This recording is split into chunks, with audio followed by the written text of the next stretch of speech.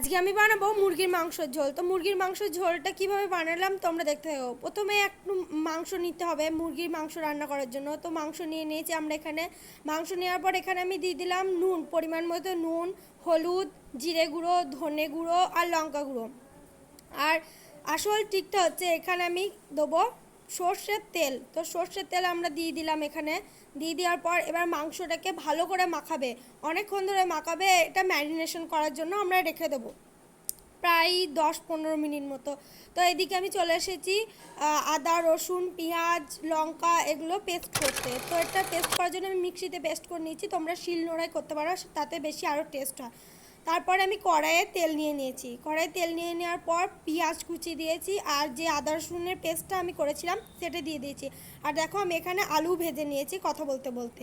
তো এরপরে মশলাটা তেলে দিয়েছি। এবার তেলে দেওয়ার পর এটাকে নাড়তে থাকবে, যতক্ষণে তেল বেরোচ্ছে ততক্ষণ নাড়তে থাকবে। তো আমাদের এটা নাড়া হচ্ছে, নাড়া হতে হতে একটু তেল বেরোনোর পর এর মধ্যে আমি দিয়ে দিলাম মাংসগুলো দিয়ে দিলাম। মাংসগুলো দিয়ে দেওয়ার পর এটাকে এবার ভালো করে তলা উপর করে নাড়বে, তলা উপর করে ভালো করে নাড়তে হবে যাতে মশলাগুলো সব মাংসর গায়ে লেগে যায়। হ্যাঁ, এই ফাঁকে তো আমি আলুগুলো ভেজে রেখে দিয়েছিলাম, তো আলুগুলো এখন এর মধ্যে দিয়ে দেবো। ঠিক আছে, আলুগুলো দিয়ে দিয়ে ভালো করে নাড়বো। এখন শুধু নাড়া কাজ, আর মাংসটা না কষলে ভালো মতো অনেকক্ষণ 30 মিনিট মতো না কষলে মাংসটার টেস্ট আসবে না।